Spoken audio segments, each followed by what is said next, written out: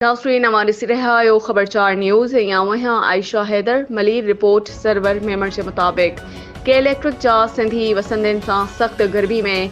कलोड़ जारी हथरादू वाधू load shedding का पोइ मुकम्मल तौर बिजली फरहामी बंद करे छड़ी। रहवासिन पारां बिजली के गरन बिलन की अदायगी बावजूद के इलेक्ट्रिक के मेमण ॻोठ के ऑफिसर रफ़ीक आराई मेमण ॻोठ के मुख़्तलिफ़ पाड़न जा 8 ट्रांसफार्मर बंद कराए छड़िया।